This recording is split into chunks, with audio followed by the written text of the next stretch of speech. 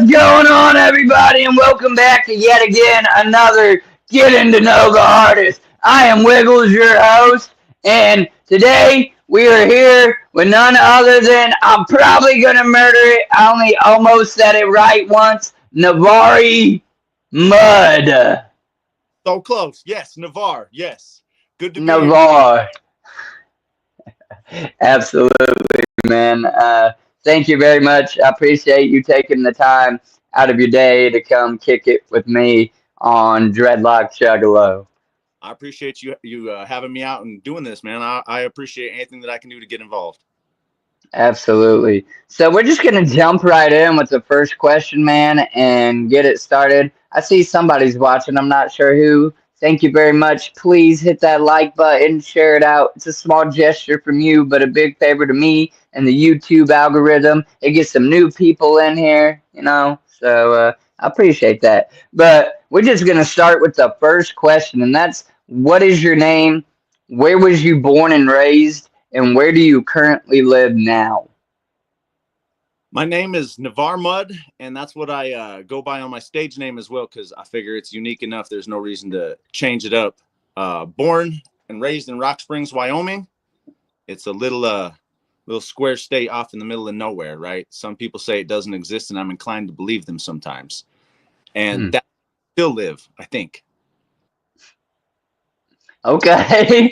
Yeah, no, I had an ex back in high school, my high school sweetheart. I thought I was going to get married to this lady. I raised her kid that wasn't mine for quite a few years, but her grandma was from Wyoming, and she lived right by the mountains, actually, I think. So Yeah, that's kind of cool. It's all mountains out here. It's hard to breathe. We're so high up in elevation. Right. We got White Man Ray Ray's Video Palace saying salute. Been holding down the 307 for a long minute. What's up? Hell Ray? yeah. I appreciate you coming in, supporting your homie. That's love. All right, so you never wanted to move, or have you at least traveled, or? Well, I want to move every fucking day of my life. Nah, well, I'm not, you know. I'm well traveled, at least in the States. I haven't left the country, but I've traveled pretty much corner to corner. I haven't hit New York yet. I'm missing a little bit of the East Coast, but did a lot. Easy, I appreciate you showing up, supporting your homie. Whoop whoop. Sorry, that's my homie. Go ahead. Yeah, I like raising my kids here. There's nowhere else I'd really rather raise my kids. It's small town vibes, good people, community knows everybody. You know, everybody takes care of everybody out here. There's not a lot to do. There's no culture. There's not really great work unless you're in the oil field or coal mining, something like that out here. But yeah, I wouldn't leave until my kids are raised up. But then as soon as they're out, I'm fucking out. I got it. Just kind of a safe haven. It's home. That's cool. You ain't gotta need or have a want to move. I've interviewed so many people, man. I bet I've probably met or I've talked to somebody that's been in at least every state or almost every state at some point. Like, I need to really like make a list, like put artist names by each state or whatever. It'd be kind of cool. But I just like to know. I traveled a little bit, you know, on and off, but never really got to like. I never got to go to no Hawaii, or I ain't been to a coastal state, or, you know, so I try to live through y'all's experiences a little bit. It's on At the any rate, go ahead. Yeah. it's on the agenda.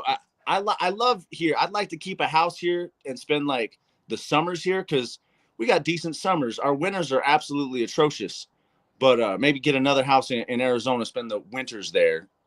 Something. Right. Yeah, absolutely.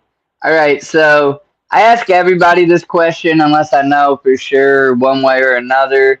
So just answer it how you will, straightforward or whatever. Are you a juggalo? If so, how long have you been a juggalo, or when did you discover yourself? And then furthermore, if you consider yourself a juggalo or know what that is, then do you consider yourself a juggalo rapper? And if none of the above fits who you are, I interview all kinds of artists. They don't have to be juggalos, then just, I guess, NA. I am a juggalo. I've been a juggalo since I was like 15. I'm 37 now, so I got 20 years in it. First gathering that I ever went to, I was 15 years old, 2003. Um, Damn. I've been to, I don't know, 10, 11, 12. I can't keep track anymore past that point. I was consecutive for a while. Then I had kids, missed a few, went back a few times, missed a few. Life But happens, bro. yeah, see, so I got that tattooed when I was like 18, and I ain't going to get rid of it ever. So now, as a juggalo rapper, that's a different story because most of my music has not been juggalo music up until this new album that I'm working on. See, and that's awesome. I honestly find that so like refreshing that you say that you've been a juggalo. Well, I'm getting ahead of myself in questions. The next, I don't even know. I don't care. I'm gonna say it or ask it or whatever. Like you're, so you've been a juggalo for 15, 20 years. You say, and how long have you been making music? I've been writing since about the time of 15, 16. But actually, first recorded album dropped 2007. So about 2 years before that, 2005 is when I really started putting out some songs, and they So were then, what genre do you classify yourself as then? like more just reality rap, street rap, that kind of a feel. I tell stories about my real life. My actual full length album was a whole story about my life up to that point. A lot of just biography stuff, and it was good. It was nice to get that story out there. But I like telling stories too. I like taking other people's experiences or what I see in the news, and then putting it into a story, researching it, and then evolving it into something different. You got a fan. Nathan Boy said he looks strong. Look at them shoulders. He's got them Goldberg freaking shoulders. Those things are The way that I'm Brock Lesnar. Is that the way I'm saying? Yeah. Whoop whoop. oh, He prays. All right. Yeah, no, because a lot of that whole Juggalo rapper thing, people see a box, you know what I'm saying? And a lot of people don't like it. Some people do. And I think you got to like kind of break down that definition of what is then a Juggalo rapper, you know what I'm saying? Like, is every lyric or lyricism like, whoop whoop fago, I'm a jug, like you're using the terminology, you're not, and so on. And now you say this next album you're working on or that you have coming up is more juggalo eccentric. So I'm assuming there's more like reference to being a juggalo in it no. versus you. Go So ahead. say more juggalo. I guess with the new music, I guess there is like a whole genre of just juggalo music, full of the reference and the lifestyle and the gatherings and this and that. I guess when I said juggalo music, I meant more like wicked shit. Okay, yeah, yeah, horrorcore. Yeah, yeah, absolutely. 26 years for me, love and juggalo movement and music. Whoop whoop. Hell yeah, homie. Dude, So I appreciate you actually got somebody in here that like be knowing you personally. That's real love. I told you I would share this up, man. That's the thing. Anytime that I get work or involved in some sort of work, a show that I'm on, or an album, or whatever, I'm gonna go 100%. Yeah, yeah.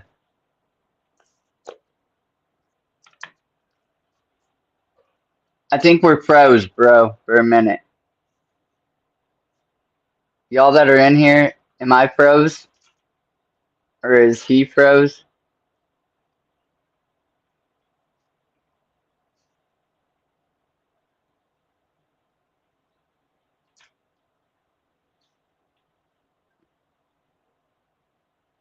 Gotta love the freeze. Dankus!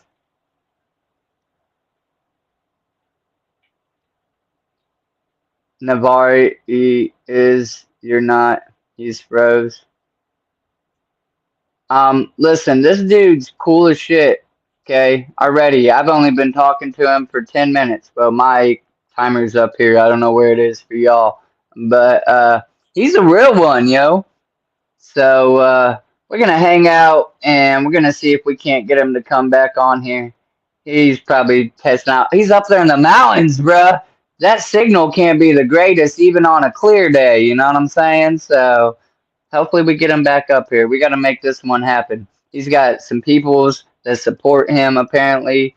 White Man, Ray Ray's Video Palace. Shout out to you. We got Dankus and Teasy in here on my behalf. I appreciate y'all.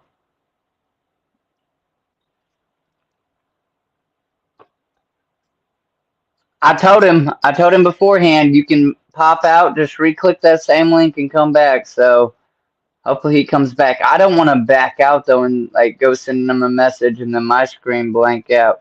Ray, that's what I'm just gonna call you. Do you know this man personally? Personally, like you got him on text or Messenger? Like, hey, you loading back in type beat. We're waiting for you. We holding out. If you're watching this on the replay, don't be salty. You got the advantage. You get to just grab this cursor and move forward to where we jump back in. Or you can hang out and watch the engagement talk too. Or you can smash that like button. This is a moment to share it out. You know what I'm saying? Tell somebody. Tell somebody you love them. Tell them Wiggles loves them. But, you know.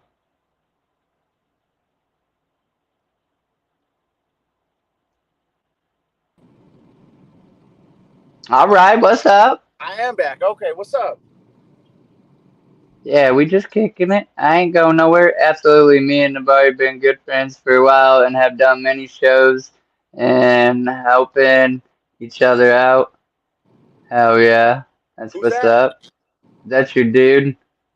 What's up? Okay, We look. So we my we we were talking all kinds of crap on you while you were gone. You know, keeping I'm it gonna down. go back and I'm gonna review this Ray Ray. Nah, that's So awesome.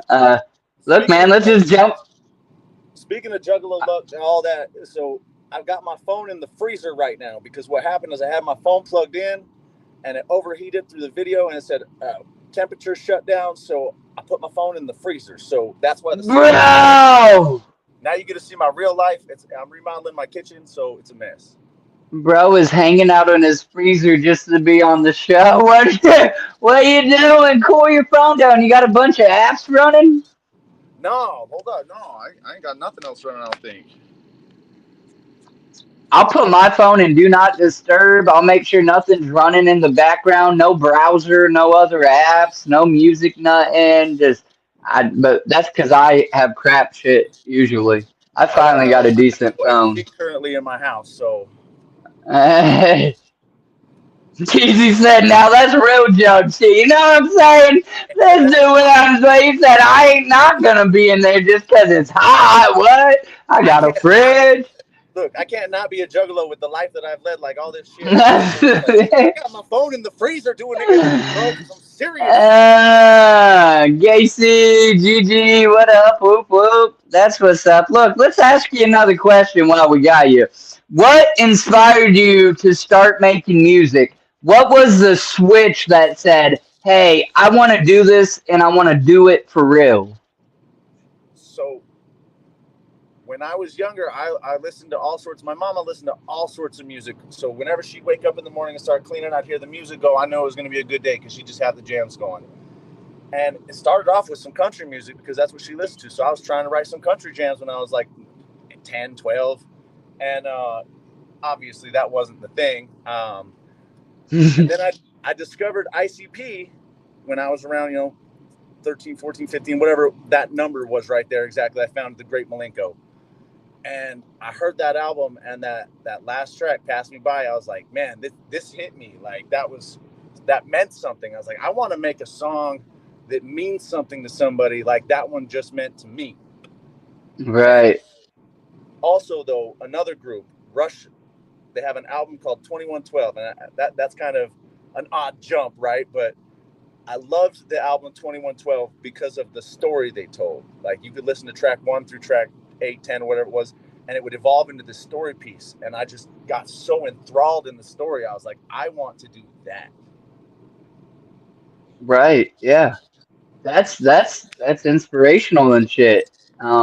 I like I like that you took something that inspired you to like you want to do that for somebody else. That's dope. Uh, okay.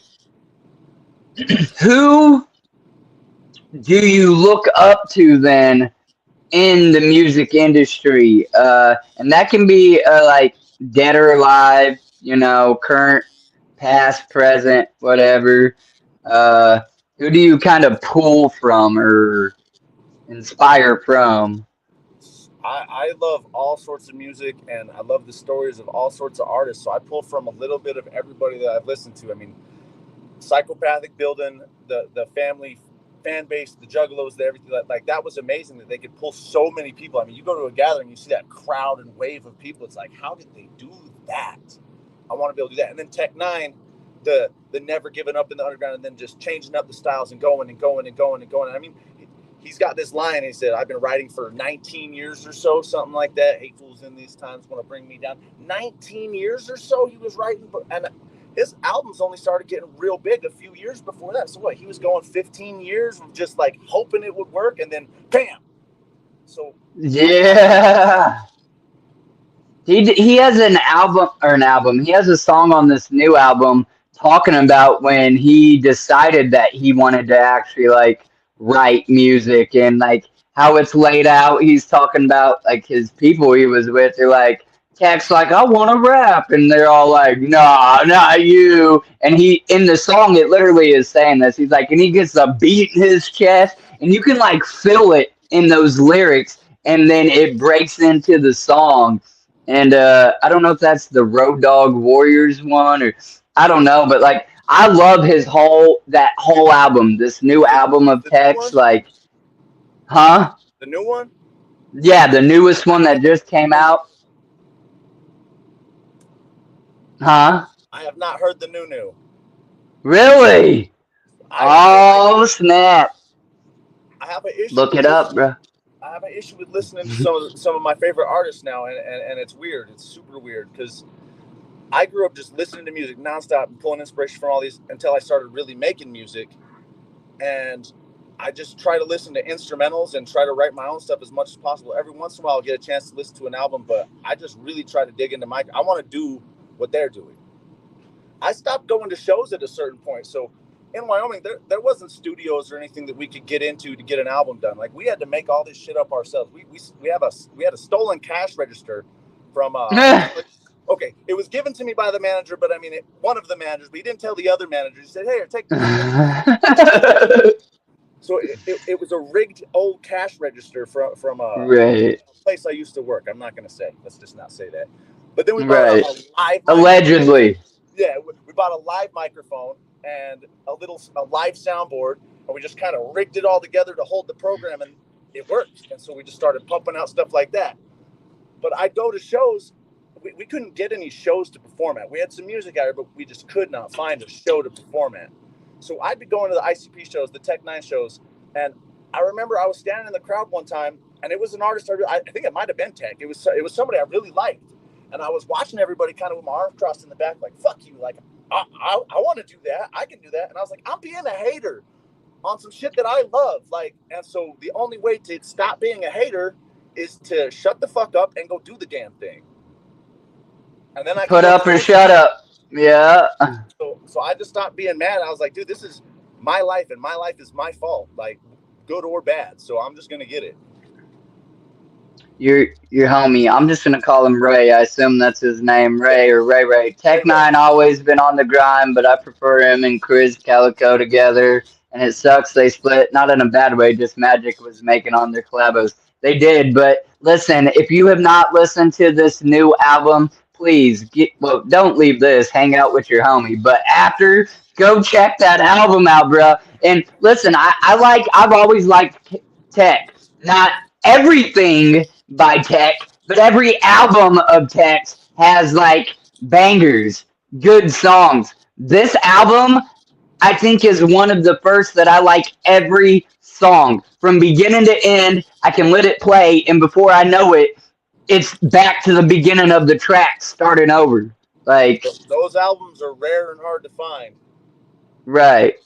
So yeah, absolutely. But this ain't about tech. This is about you. So we asked who you're inspired by, but you said really kind of. So wait, you don't necessarily like you listen to music, but you don't listen to music. What was you getting with that? Because like I was asking who you look up to in the industry. Do you have any like I don't know And idols that you who pull I from? Or are look you up saying you and who I generally listen from to is everybody? who I look up to definitely any all the classics from my childhood. Strange, Psychopathic, Cottonmouth Kings, all of them, Chris Calico, and all the little branches from their stuff. You know, Cut. I really liked fucking with Cut. Um, but I love music in general. I just love music, rock music, and so when I'm alone, actually, because I got horrible anxiety issues, and I'm just stressed all the time. My head feels like it's gonna explode. I put on some slow classical jam stuff to just kind of keep my mind moving, but not overwhelm me. When I listen to Mad season. music, like the new stuff, especially, like I get all uppity and angry, and I want to go commit a crime or something. And I got two kids, and I can't. He said no. Yeah, I absolutely. No, that's cool. I get it, and that's me. I'm a consumer of music, and I love all music.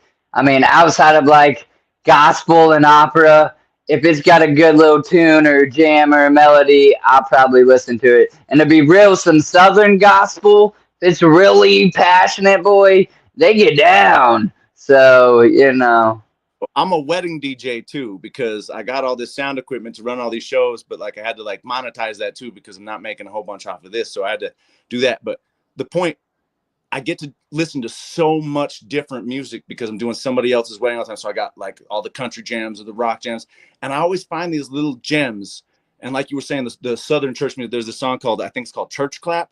Oh man, that song just it hits. It's dope. It's not something that you think that I'd like, but like I love. yeah, right. They're just if you find like a Southern African American heavy, you know what I'm saying, church boy, they get into those songs, and Southern it's passionate, it's powerful, you know. They Hell, they feel it too. yeah, Their body's moving, they're sweating, and they're singing the whole time. yeah, it ain't just It, oh Jesus love you, you know, like that passion's important with any kind of music. If you don't got that, there's no point. right, right, absolutely. All right, man. The next question is probably one of my favorite questions, and it is: are there any current projects in the works? What's new with you? What's next? Are there going to be any tours, any concerts, any albums, any CDs? This is the spot where you say everything that's going on with you right now. So I definitely have something new in the works. My last album came out over a decade ago, so that's rough. I put out this album called The Chronic Chronicles, and it was all produced professionally, beautifully done. And I've been on other people's albums. I did a group album with my sister, but for a solo, I haven't done a solo for years. But I got a divorce. I had to go fight for my kids. I had to put everything aside so that I could do that. And I won. I mean, I got my 50-50 custody. I got all my stuff stamped and that's done. Cost a lot of money Good and a lot of, job. but I came back from that, it took like 5 years to get everything settled out. And I'm looking at like this rubble of my life. Like everything's just destroyed. I have these half finished projects and this stuff that used to be so important to me. And I'm just looking at it. I'm like, what can I piece back together and reclaim some of my life?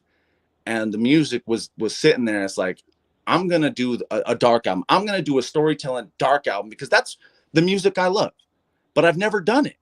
So I was like, you know what? 10 years later in the game, I might as well. I mean, I got some royalties off of the other album stuff, but nothing major. It's like, so if I can just do whatever I want, I'm gonna do that right now. Maybe I'll go back to some other stuff, but I'm gonna do that one for me. It's called Right. Scribblings of a Madman, and it's basically just fragments of all the pieces of stuff put together into something new.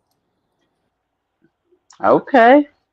No, that's listen. I think it ain't even what I think. You know what I'm saying? I think that's a fact.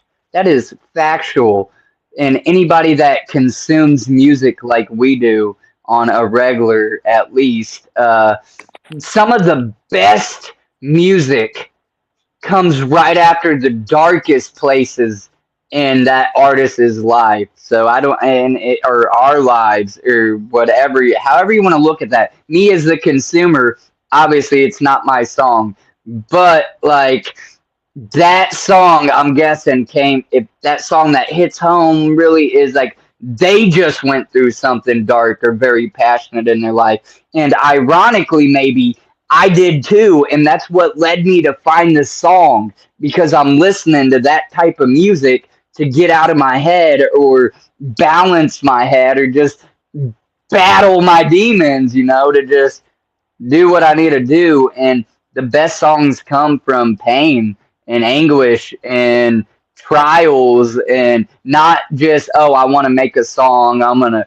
write some trap rap, fucking bitches, yada yada, I got money, I got the bag. No. The real songs like really come from a little anguish and pain and what I've been through. So maybe this is your moment. This is your Tech Nine moment with this album. I've been writing for like 19 years or so, There I'm still you here. go. And so show wise, I just got back from doing a couple of shows. We did a show with Mr. Capone out here in my state, actually. And then I went and did a show with the Mutiny up in Denver. Not a lot. Wait, you were on that show with Muni? Just in Denver. Yeah, just in Denver. Oh, that's my homies. Yeah, they're good peoples. That was my first time actually meeting them. But my buddy Tim Torment set that one up because I've worked with him out here because I do booking too. So because I had to build this stuff myself, there was no rap scene. I had to figure out how to be a booking agent, a sound tech, a DJ, a host, a rapper, a promoter. I didn't want to do any of that shit. I just wanted to rap, but there was no stage. So I had to fucking build it so that I could do that. And now that that's all built, everybody's like, oh, are you going to do this? And it's like, I don't want to. I just want to fucking rap, man. Right, I just put all this work in. Like, it's good. That's awesome, bro. So you created the space for artists in your area then, more or less, to like, I mean, hands deck and people that contributed heavy to that. There's a guy out of Sycamore Trees, he put in a lot of work to make that shit happen too. Without him, the scene wouldn't be the way that it is either. But yeah, we built it from literally nothing. There was no hip hop shows to the fact that we have names like Mr. Capone coming through and rapping at our theater here. So dude, it's cool to look back and be like, wow, I remember when this didn't exist. And I remember like building it up, but also at the same point, I'm older now and I didn't, get the big album. I didn't get the big fame. I didn't get no big money. I just get to watch everything around me. It's like, now I want to jump back in and take my piece of it. Yeah, you lived it subtly, just watching, observing, seeing it grow, knowing that you were part of that movement, and like I said, though, so a good handful of years, I had to just step back and just fight the legal battles. So, and that did I respect you 100% for that, because that ain't no easy bout. No, and honestly, family court's the biggest fucking enemy I've ever fought in my life. Like, now, me and baby mama are co-parent real well now. Everything's copacetic, 50-50. Kids go, they're like stray cats. They go where the fuck they want when they do. And that's the best way it's supposed to be, I think. But right. My son is going to be 11 this year. My daughter's 14. It's like, they don't need me to keep them alive so much anymore. So I can lean back and worry about some other things. Now tell me, this ties into the same question. I'm not jumping forward yet. But are you a one-man team? Do you have a promoter, producer, whatever for yourself? Is there other silent partners, part of Navarre Mudd? Your whole. Me and my sister helped. My sister helped me build this whole thing up because, like any good sister, she saw her brother doing something. She's like, "Well, I want to do that." And she's involved with the music with me too, and she's done a hell of a good job, and she's done a lot of cool stuff too. So she helped build a lot of this. She's the one behind the scenes making the flyers, getting the stuff set up. But she raps with me too. But I solo my own stuff, but I also work with people and network as much as humanly possible. So I could do a show with her, or I could do a show with my buddy Nick, Sycamore Treasy. He invited me to do a show with him at the Flaming Gorge Days, a big event that's out here, and I was just his hype man. But he gave me a couple tracks too, so I can blend in real nicely wherever I can get in. Okay. Yeah. But there's people too. So my engineer right now is in Ukraine. So that's the guy that's been making all of my beats and doing all the production on this new album. I got a guy in Salt Lake that does stuff for me. He did that whole first album. No, there's a lot of people that are involved. I got another guy that's talking about tossing me some dollars to help me get a music video started. So it's yeah. I mean, do you have a lot of music videos, or you never done one yet, or? One music video with my sister from like 12 years ago that we shot. And is that just like off of phone, or did you have a legitimate camera and all that? Off of a little hand camera she had back in the day. Hey, I ain't mad at you if it does good enough. It's a cool little video. That's that shit. She put together this video. That's one of the things that she did, and it turned out really nice. But so, well, I asked. Sorry, go ahead. I was just saying nothing new right now, but that is definitely something I'm working on for this next album. I know what I'm missing. I've watched and I've seen, like, I stepped back. I was like, what the fuck did I do wrong? And it's like, well, you don't have any music videos, bro. That's definitely something you need to fucking work on. Yeah, absolutely. People like to be like visually took in there too. Not just, I mean, I consume a lot of my music on Spotify. That's my go-to. Like because I can just put it on and it plays and I go on about my day, anything I'm doing. But every now and again, I too like to watch the music video to said songs, and it adds to the value of it or whatever.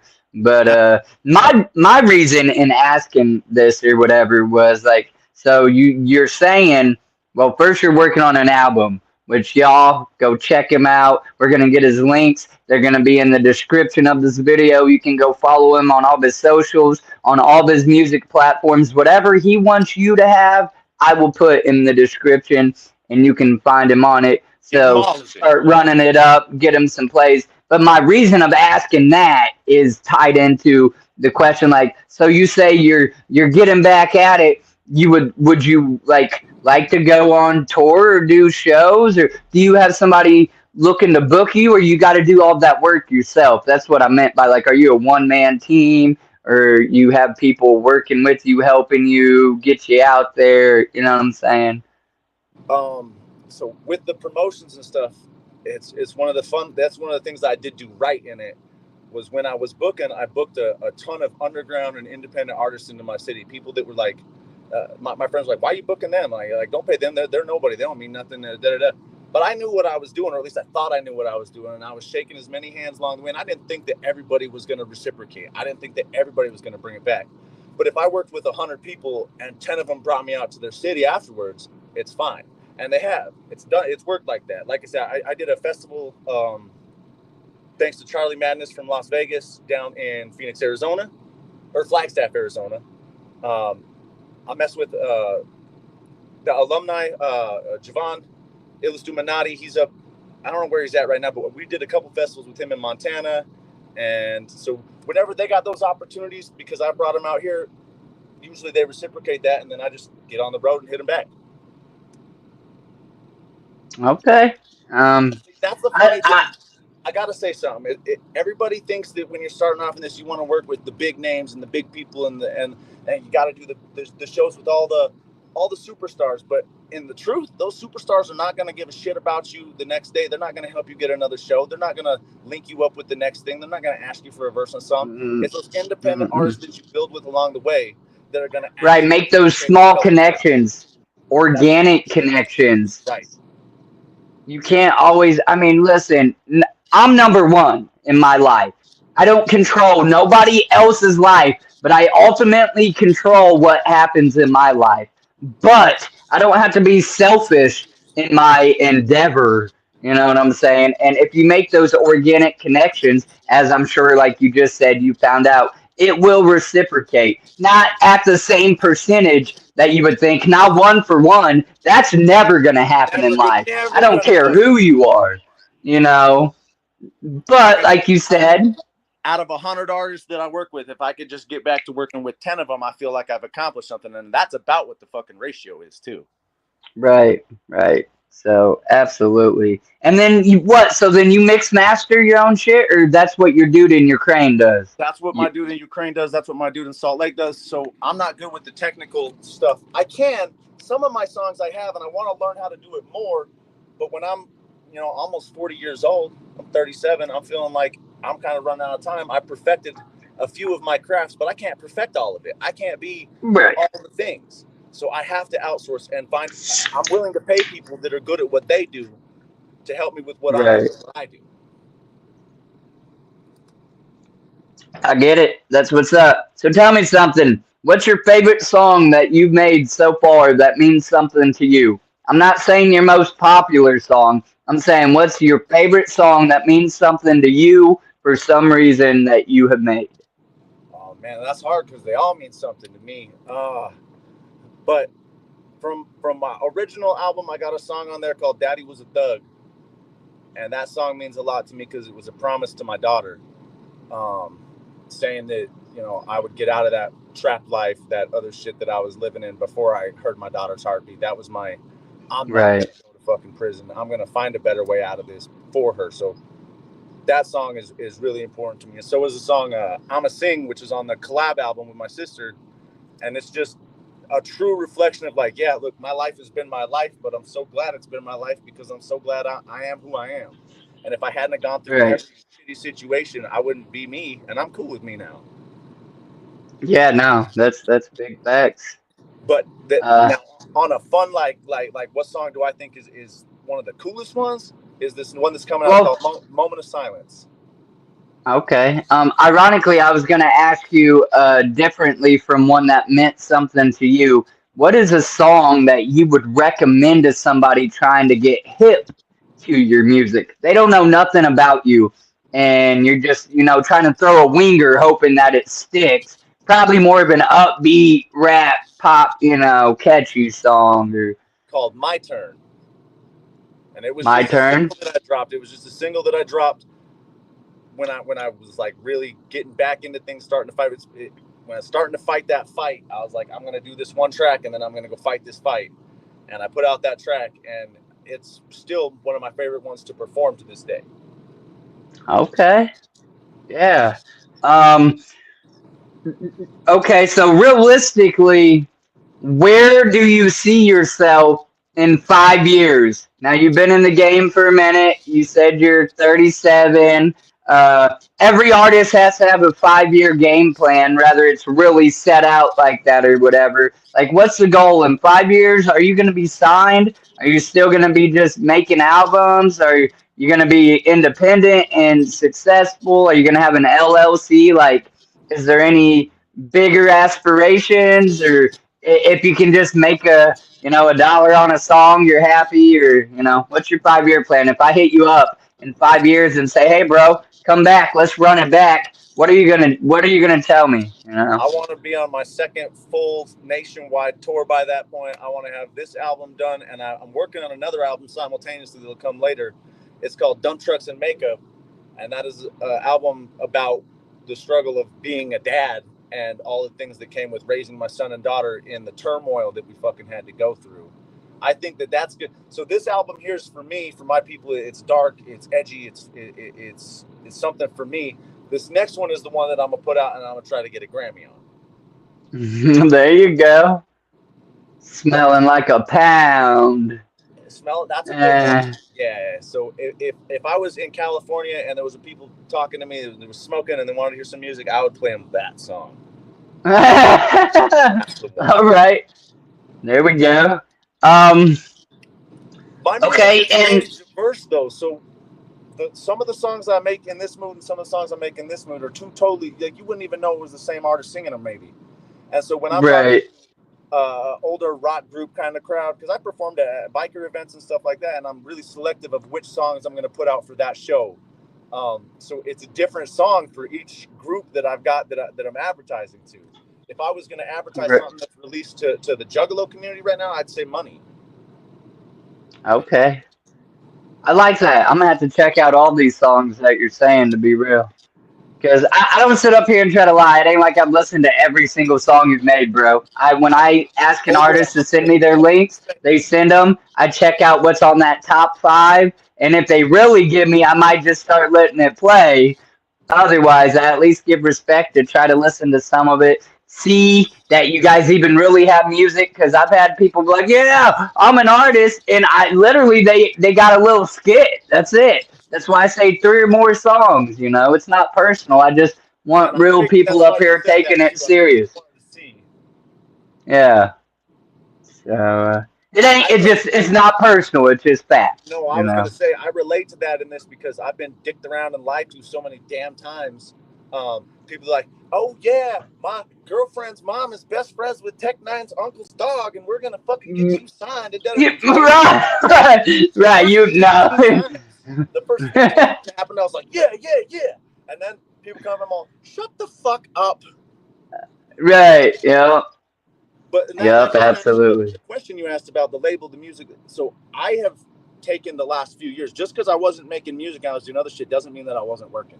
I was studying how the Right. fucking game works, and I was like, I missed something. What the fuck did I miss? And I went back and I looked over all the royalties and all the advertisements and how these people promo. And I watched people that were around me that were, not very successful when we started working together that are pretty damn successful now. And it's like we started off around the same time. What the fuck did they do that I didn't do?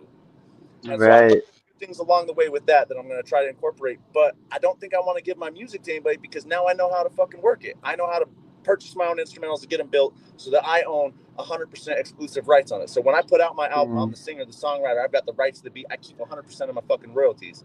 So Right, and that's why you need rights to the beats and everything with it. that It's shit gets so expensive, and people are just like, "I'll just buy a $30 lease and put it out on YouTube, and it'll be great, and I'll get signed someday." Probably not. Sorry, that's not the way the game works anymore. no, no, absolutely. And then Uh, every once in a while, no, and usually it comes down to who the fuck you know. So somebody beforehand that heard something, they'll pass it on to somebody else, and you ain't in the right place at the right time. You're not going to get your shit right. yep, yep, But if absolutely. That's why. But I also think you just gotta stay real to you too. Like, sure, learn, grow, whatever. But I don't know. You can't spend too much time focusing on what they're doing. You know what I'm saying, or how they're doing them, because then are you not just imitating what they're doing and not being organic to yourself? The skill, the aspects, like the business part of it, I absolutely get, learn, grow, peep, whatever. But as far as like how you do music or whatever, no, but but success leaves clues, man. Like I might not be the smartest person at doing a bunch of shit, but I can reverse engineer something real good. I can look at the way that okay. somebody did something, see how they did it, and go backtrack the steps. I'm like, okay, so I just take this step, this step, this step, this step, and it'll wind me up somewhere close to where I was trying to land at least. Right, yeah, absolutely. And the What cool part about about as oh, the I cool part was about just owning all my beats and all my music and stuff is that's forever. So once it's released, say I die, whatever else in a few years, whatever, my kids will immediately take over all the rights and royalties to that shit, and it's theirs forever. They could maybe 10 years from now. A perfect example, Fast Car, that song, Fast Car, Tracy Chapman, and it was just redone. Luke Combs, I think, but yeah. it was like 10, 15 years later from the original, and he blew that fucking song up again. And so she put it out when she put it out, but it was whatever. But he brought it a whole new life 10, 15 years later. That wasn't expected. So you got to put out your music. You got to keep it there because you don't know what someone's going to feel later. Tracy Chapman is a legend. Man, I haven't even listened to her in a minute. But yeah. Yeah, she's that song was amazing before he touched it, and I mean it had its own life then, and it was doing good. But then 10 years later, he brought it back, and I mean the royalties she gets from him redoing that, she's getting royalties off it. She got a nice fat check Ye- 10 years later from something she did 15 years ago. right, yeah, that's cool. That's it finally coming back, that it being bounced back to you. Put it out there, let it be out in the world and the energy, and hope that it comes back. I think as an Yeah. artist, that's all we can do. If we're true to our art and we're not trying anything else, like we can just put it out and see where it lands. So what did you want to be as a kid, man? Was it an artist, or maybe you wanted to be an astronaut or a firefighter? Nope, I always wanted to be a singer songwriter. That's about what I always wanted to do. Now, All right. funny twist to this. Okay, so I accidentally started a bakery in my 30s. How do you accidentally start a bakery? Because I was struggling and I needed money, and I was like, I was sitting and I was meditating in the dark, and I was like, I gotta figure. I had an eviction notice and $27. An eviction notice and $27. Like, what the hell can I do? I sat in the dark and I thought about it and thought about it and thought about it. And this image came to my head of these chocolate covered pretzels and these little mice that my stepmom used to make. And I was like, I did that reverse engineering. How did that work? And I was like, oh, I could do that. And I did that. And I used to sell, plants in baggies. So, I mean, it was a similar thing. I put the pretzels in a baggie. I twisted them up and I stood on the corner. I said, hey, yo, I got these pretzels. And I sold them all. So I did it again. No shit. And I learned a few things. I learned a little bit about making my chocolate smoother. Coconut oil gives it a shine, And I just kept going step after step. And now I make the best cake pop / chocolate covered strawberries you'll ever have in your life. And that was not intended. So you asked what I planned on being when I wanted to be a rapper. I ended up being a rapper / baker. Bro, just randomly. And people bought it. I bet I couldn't do that right around where I live. They'd be like, no, I'm just going to go to the store. So that's freaking awesome. It was only supposed to be a temporary, quick hustle fix to get my shit right, and then it just worked. So, I mean, if the money was coming, I made more money off my bakery than I've ever made off my music. That's crazy. Can't walk away from it. I sell these cheesecake stuffed chocolate covered strawberries with a hot caramel drizzle and graham cracker crumb coat for $50 a dozen. I'm sitting here high as shit. You're talking about some greatness. I found a little niche. Ah, that's beautiful. Yeah, I would have to get up and cook food right now, and I ain't trying to do that, so we can't be talking too much. I might got some B-rated brownies over here I can snack on. That's dope, though. All my stuff have you wrote? Friendly. We live in Wyoming where weed is the devil and they'll beat your fucking ass for it. And I sell a lot of cakes to kids, so I would never want my business to get mixed up with that. I don't want somebody to be like, oh, yeah, I bought this from Navarre, and it had this and this. And they're like, oh, my God. So I just keep that of it. But I'll send you some pretzels and some s'more bites and shit. Bruh, that'd be awesome. Okay, so have you done songs about being a chef or culinary? Ain't that what you call that? Pastry chef. Yeah. No, but I actually have this old song. It's called Work. It's on the Chronic Chronicle. It was all about, waking up, making the phone calls, delivering the things, doing the stuff. And when I started, I was listening to the song, practicing for a show that I had coming up in Salt Lake. And I was making cakes at the same time. I was like, I could take a lot of these words and just change them very slightly to represent the bakery and just completely as a baker. I think that'd be super fun to do. I think it'd be cool as shit. I think that's an idea still. So sometimes I did a show in Casper, Wyoming. It was called the Hip Hop Flowdown, I think, and it was a contest. And whoever won the crowd vote, got $100 and whatever else. I got eliminated in the first round. I didn't know anybody up there, so you know how it goes. But I still had my snack stand in the back, and my son was there with me selling snacks, and he sold $150 worth of snacks. Damn. So I'm like, I didn't win the $100, but it's cool. I hope y'all enjoyed the cake. Yeah, boy. I'll win one way or the other. Wherever I go, whatever, I'll find a fucking way to win. Marketing. That is beautiful. And yeah, if you made that song kid friendly, it could be like some kid pop shit. You might start a whole new epidemic. I got a homie. His name is your boy Loco. I don't know if you know who he is. He makes adult songs, but he makes some fucking kid rap party, when you would go to your school dances, this is the shit that would be allowed to be played that was still kind of hip. Yeah, you know what I'm saying? And that's that. He's kind of doing a thing there. And if you made a song about fucking bakery and doing some muffins, kids would love this. I'm gonna beat all my haters to the punch before they ever have a chance to talk shit about me and my bakery, and I'm just gonna fucking go all out and make a bakery track for it. Be like, yes, I sell cake. Right, right. Put him in the oven. Oh yeah, just like you know, just like the old school. You just put a little of this in, you put a little bit, put it on the pot, and just stir it around. Yeah, Baggy, let it dry, and sell it down the street. It's the same thing. that's awesome. So earlier you mentioned you've been to like 10 gatherings of the Juggalos, but have you played at any? Have No, you performed? no. Would And I you? can't be mad because I've never even submitted. Well, why not? You know, the first few years, I don't actually have a fucking good excuse. The last few years, you know, I've been doing all this other shit, and I didn't have music videos. They said they wanted the EPK and the music videos and this and that. I didn't have the qualifications to make it happen.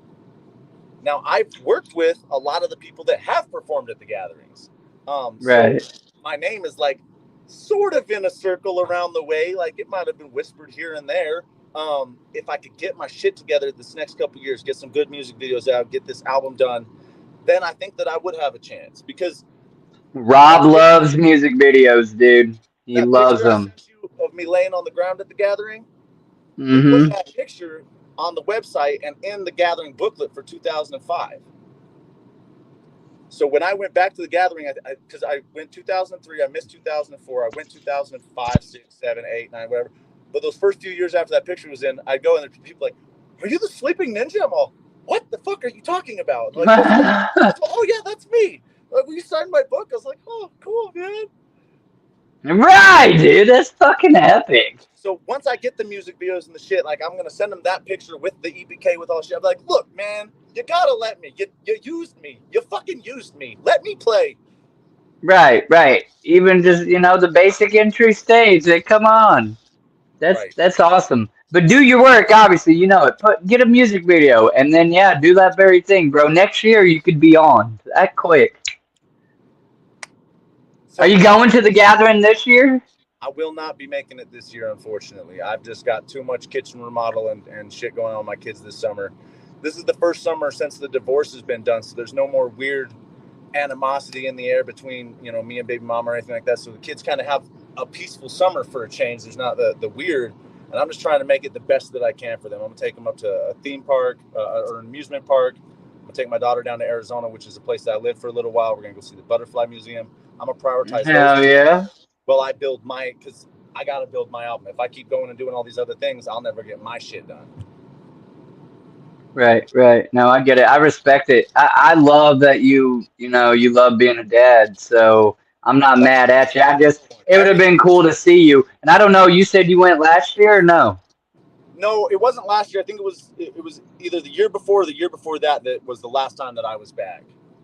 Okay, because last year was my first year actually getting to attend, and I've been down for 20 years. Life just beat the hell out of me for 20 years. And I'm not much younger than you. I'm 33. Hey, I got something at my door. Give me 1 second. Yeah. Listen, what kind of homie ever done an interview in a freezer? We're getting shut. Bam! Fire! We in that fridge, bitch! Whoa, blow!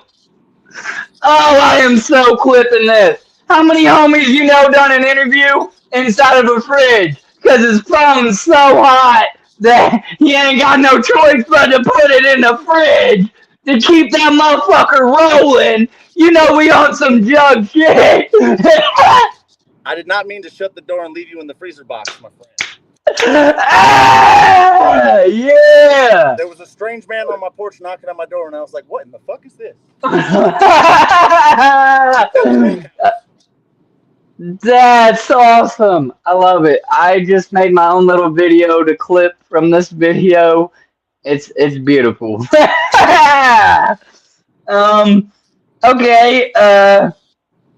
If you could collaborate with any artist that you have not yet collaborated with, who would it be? And give us like somebody that's mainstream, like radio, untouchable, and then maybe somebody at the top of the underground. And then if there's just, a regular underground artist that may not, that's equal to your status that you just haven't made the connection. Let's word it that way.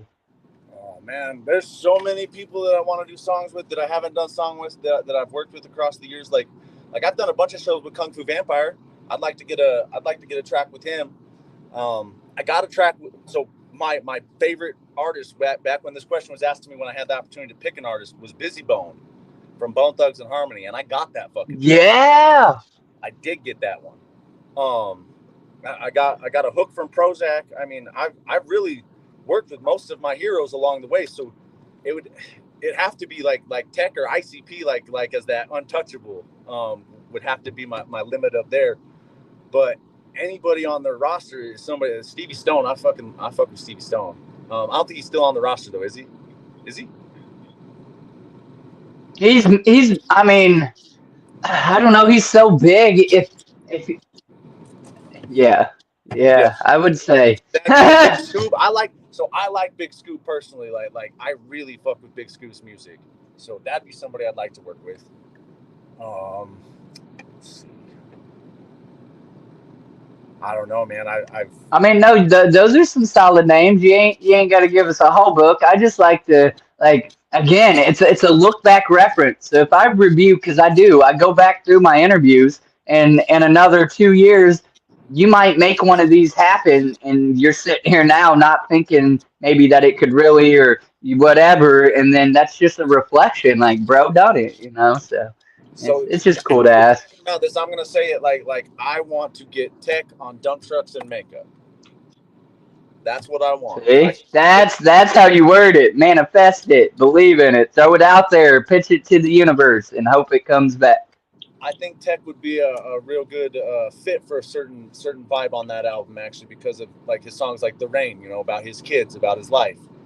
I think that he could probably maybe put a older perspective on a track that as I'm coming into the game. Hell yeah. There you go. That's what's up. Call me. My number is beep, beep, beep, beep. Okay, so my next question for you is, have you met anyone famous to you? And I answer, I have met ICP, I've met Ouija Mac, I've met a bunch of artists going to the gathering, you know what I'm saying? Sometimes you can catch them running around, get a signature, yada yada, or whatever. And I'll never forget my VIP encounters with ICP and Ouija and stuff like that. But I like to use for this answer, outside of music, I met Pauly Shore. Nice. So, have you met anyone famous to you? So I met Stan Lee, and that was the pinnacle of everything for me. That was my hero, my god right there. Like, I met Stan Lee before he passed, probably about 2 years before he passed. And that's awesome. Yeah. That's crazy. Yeah, no, I dig it. To me now, if I could meet somebody now, Morgan Freeman, maybe.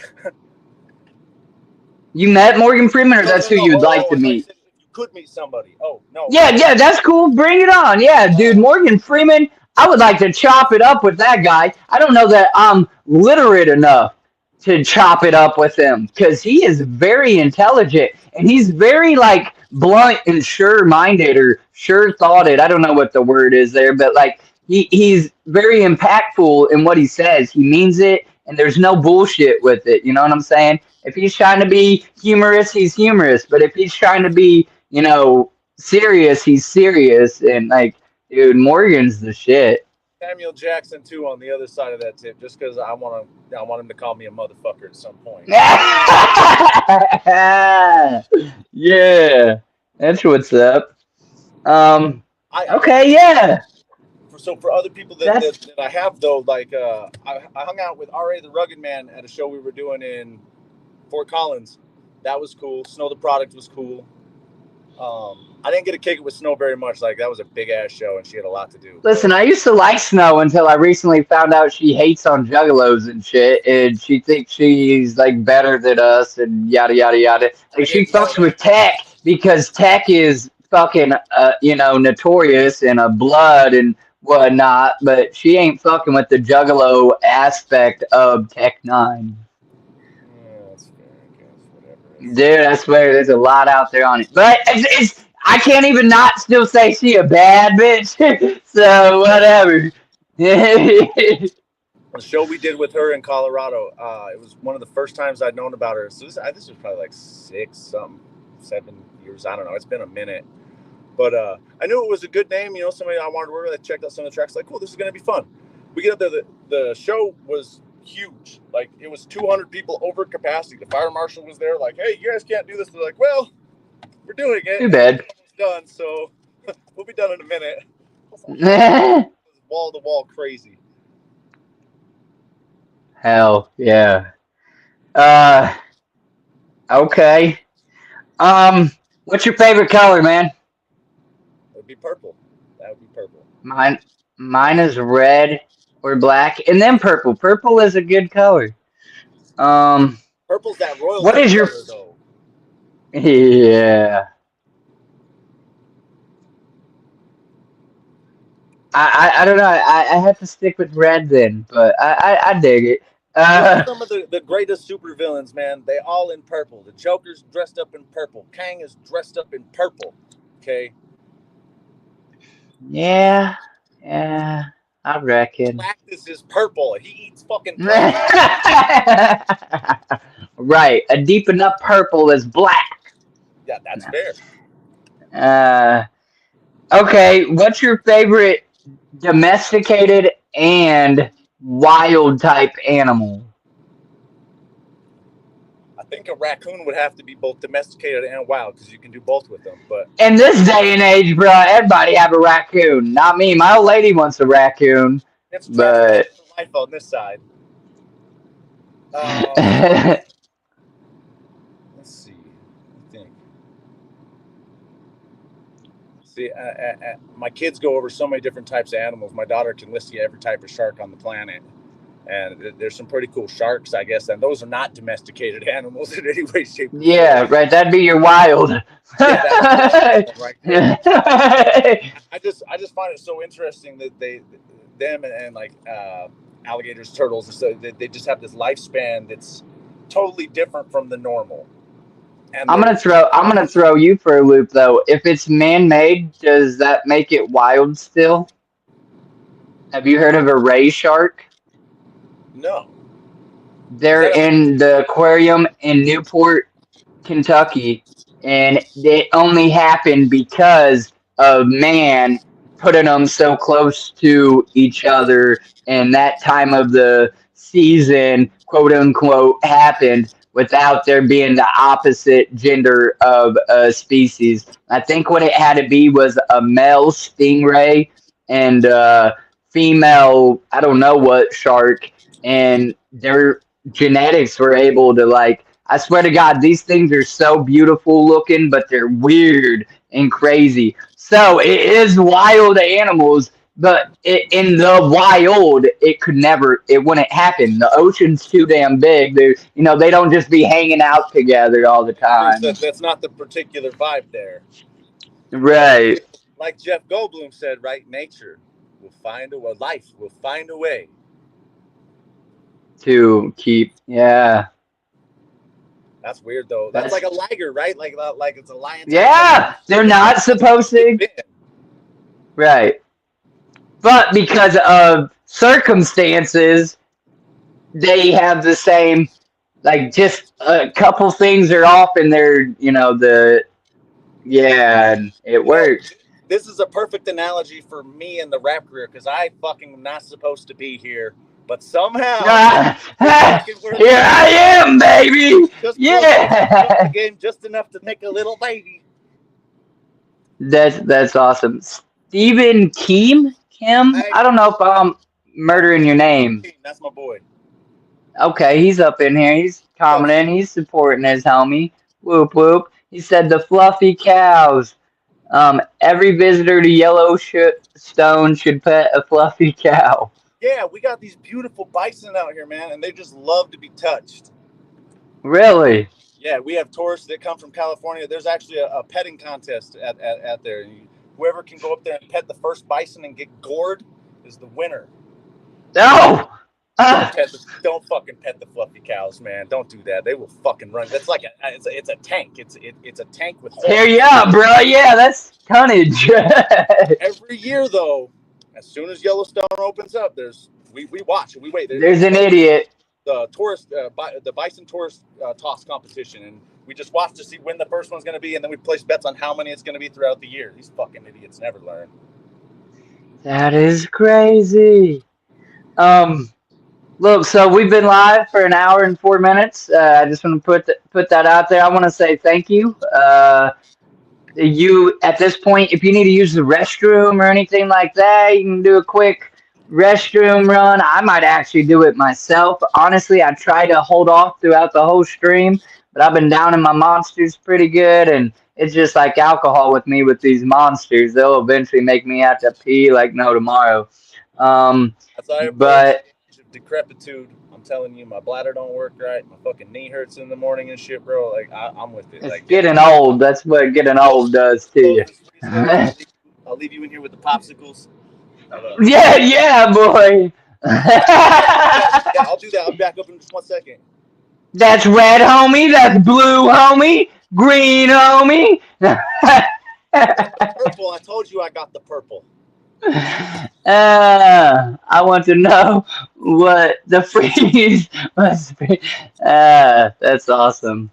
What? Great shit. He said, I want to know what's in the freezer.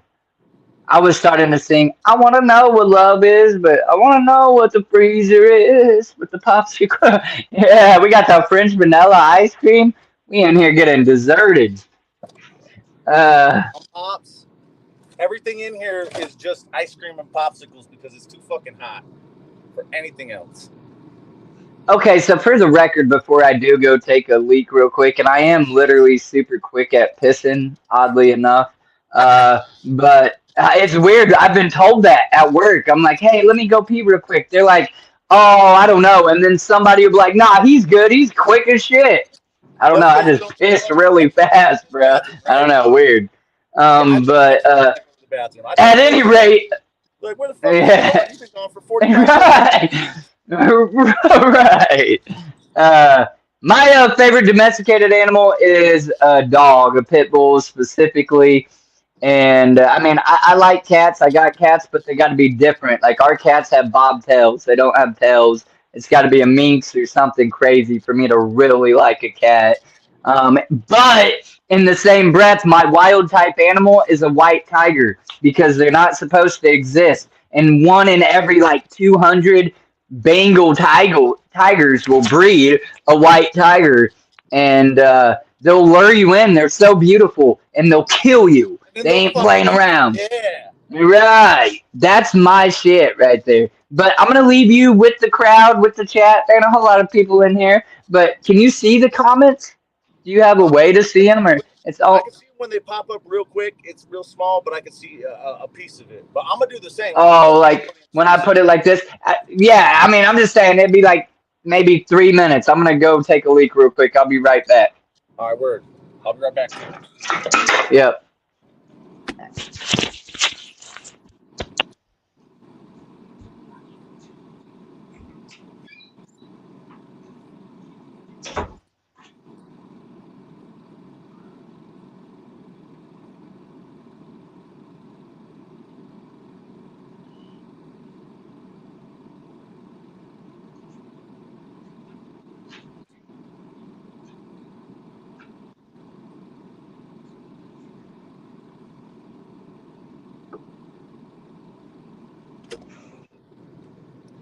Yo, y'all hear that light hum of the freezer? Y'all hear that?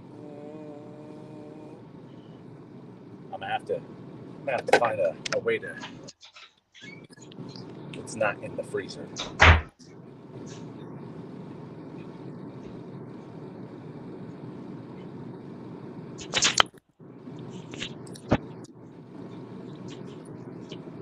Ray, yeah, all the good shit's in the freezer, man. So yeah, I don't know if you had a way to see that chat. I can highlight stuff when they comment like that, and it'll bring it up into that small little bar that you see or whatever. Right there, like that, yeah. So we are on our next page. I usually ask people if you have any questions for this man, drop them in the chat at this point, or if you know something about him that would make for a good question or something like that, you can put that in the chat as well. We're going to continue on with my list, and then as I see, if I see any questions pop up, I'll pull them up or whatever. My next question for you is what music did your parents listen to, which you kind of touched on, but you can kind of go back a little. What music did your parents listen to, and did it affect the type of music that you listen to or make? So I don't think my dad listened to music. I don't know. I don't see a lot of. I never heard a lot of stuff from him. But my mom had this record collection that was just huge, and so she'd play a lot of the old school country ballad songs and stuff like that, like from Frankie Lane, Bowie Knife, old school stuff. But I like listening to that stuff because there wasn't all the editing softwares and all the things back then. When you hear somebody's voice on a record like that, that's because they could fucking sing. Right. But she listened to a lot of country and a lot of the old school Dolly Parton stuff like that.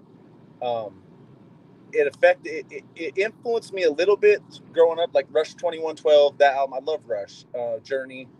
It affected Yeah. me, but it didn't necessarily influence everything.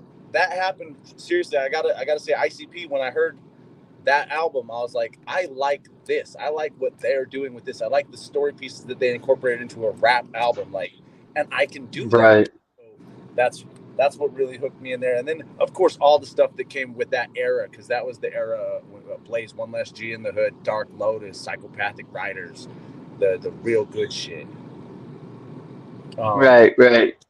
But that's about all Family that. era. See, I'm jealous because you got to attend the gathering when it was family era still.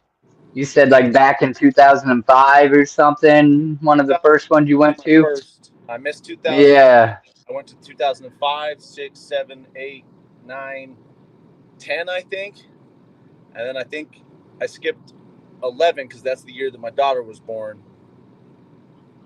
And 12, 13, 14, 15, 16. From there, I skipped all those because I was raising a baby, you know? And then I went back. Right. Well, 2013, I think, was it, right? That was the final year, and then the split happened. See, it's different. It's so different going back now. Like, I still love it. I love my people. I go for the juggalos, not for the shows. Like, sometimes I don't even look at the lineup before I go. I know that there's a handful of people that I want to see, but I'm just going to be at the gathering. But back then, Right. yeah, waiting up for 2 hours. Well, the riders was late as fuck, and then like everybody's just waiting and irritated as shit. But then the riders hit the stage, and that first beat drops, and the whole fucking crowd came to life. Just Oh bam. my God, that That Lotus. shit, look, that shit Yeah. still makes the hair stand up on my fucking arms. Ah. Through the night, and then the we will never die alone. You know, that shit was Yeah. in the woods, and it was, man. Juggalos will carry on. And they did that on the stage one night. It was the last song of the night, and it just lasted forever. It felt like that song lasted for 15 minutes, and everybody was just chanting and screaming. And then it went quiet, and then the woods just lit up. Like, that was the real party. That was just kicking us off. Oh man, that's beautiful. Some Wait, nostalgia. okay, what's the year that Ouija brought the fucking Tesla on the stage? Oh, fuck. 18? No, You know, it couldn't have been that long ago. I swear it wasn't in the last 4 years. Because that's Maybe it was 2020 that's the last one I went to. or 21. I think 21 sounds right. I think that is the one. I'm not entirely sure, but that would have been my last one. That was my first time seeing Ouija Mac, though, and so that's where I based my opinion, because I didn't really know, and I wasn't going off anybody else's opinion, so I had to see. And he came out, and he did his shit, and I was like, that's all right. I like this guy. That's cool. No, I fucking love Ouija to death. I don't know, but I know people dislike him so equally passionately. So, Yeah, that's what I eh, heard. There was a lot of back and forth, and I was like, I'm not going to base my opinion until I see the guy. right. Form your own opinion. It is what it is. I don't hate on people that are still I liked it. rocking with Enjoyable. Twisted. I just don't necessarily myself, you know. It's I don't know. The beef is crazy. It's weird.